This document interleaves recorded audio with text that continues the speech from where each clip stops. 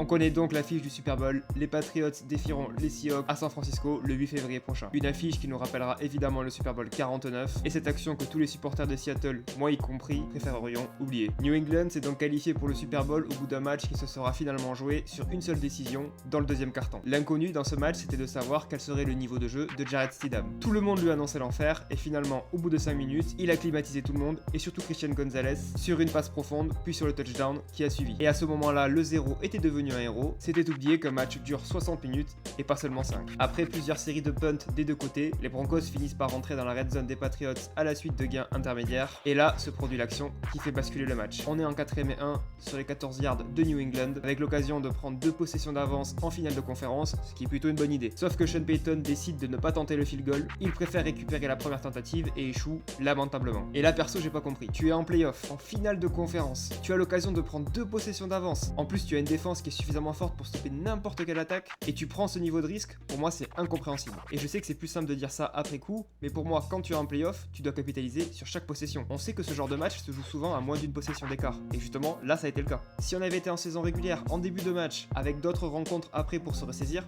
là j'aurais pu comprendre. Mais là, dans un match qui peut être ton dernier, tu dois prendre les points. D'ailleurs, dis-moi en commentaire ce que toi tu aurais fait. Est-ce que tu aurais pris les points ou est-ce que tu aurais tenté la 4ème tentative? Je suis très curieux d'avoir ton avis. En tout cas, cette décision les poursuivra jusqu'à la fin de la rencontre et ouvre la porte aux Patriots qui ne vont pas s'en priver. À la fin du deuxième quart-temps, Jarrett Stidham enlève son costume de super-héros pour remettre celui de 0, perd le ballon dans sa propre red zone et permet à Drake May de lui montrer ce qu'est un quarterback digne du Super Bowl. Et à partir de ce moment-là, la rencontre change. Les conditions se dégradent, la neige et le vent arrivent, rendant les attaques inoffensives et les field goals impossibles à taper. Mais les Patriots passent entre les gouttes et en l'occurrence entre les flocons juste avant que ceci n'arrive et marquent les derniers points du match au milieu du troisième quart-temps. Le reste, une succession de punts, de passes incomplètes, de 3 and out, de field goals ratés. Dans ces conditions-là, la moindre erreur est éliminatoire. Elle sera commise par Jarrett Stidham, pas prêt pour ce niveau d'affrontement, et qui se fait intercepter par Christian Gonzalez, qui prend donc sa revanche du début du match. Et ce match se termine donc avec 3 points d'écart, soit un field goal, ce qu'aurait dû prendre Sean Payton durant le deuxième quart-temps. La saison des Broncos s'arrête donc là, celle des Patriots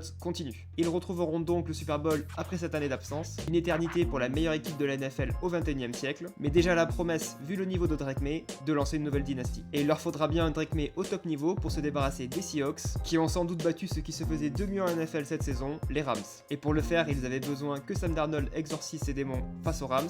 Dès le premier drive, il a montré à la secondary de Los Angeles qu'il n'aurait pas un match tranquille, sur une passe incroyable pour son receveur Rashid Shaheed, qui prend décidément de l'épaisseur dans ses playoffs. Les Seahawks commenceront directement avec un touchdown à la course du meilleur running back de ses playoffs, Kenneth Walker, puis s'engage un duel de field goal entre les deux équipes qui parviennent à avancer mais pas à franchir la end zone. Et là arrive un premier tournant dans ce match. Alors qu'il avait trouvé un bon rythme, Sam Darnold se fait saquer 2 fois consécutivement, Seattle punt, Sean McVay installe le jeu au sol autour de son duo de running back, et c'est paradoxalement sur une passe que Kyren Williams donne l'avantage aux Rams pour la première fois du match. Après ce touchdown, le match part dans tous les sens. Sam Darnold, totalement connecté avec son receveur, trouve Smith-Njigba 2 fois d'affilée et marque le touchdown qui redonne l'avantage aux Seahawks à la mi-temps. Et au retour de celle-ci, Seattle peut prendre 2 possessions d'avance. Mais la défense de Los Angeles serre la vis, on se dit que les Rams vont pouvoir prendre l'avantage, mais Xavier Smith incompréhensiblement fait n'importe quoi avec le ballon et redonne la possession aux Seahawks dans sa propre red zone. Sam Darnold punit cette erreur immédiatement, et là on imagine déjà une revanche au Super Bowl face à New England. Les Rams répondent rapidement sur un drive où Davante Adams se met en valeur, mais Seattle n'est pas en reste et suit le même rythme et fait regretter à Los Angeles d'avoir laissé libre Cooper Kupp à l'intersaison précédente. Sur le drive suivant, la défense des Seahawks réalise le stop défensif qui doit les amener au Super Bowl, mais Tariq Woolen, tout content de son action, vient chambrer la sideline des Rams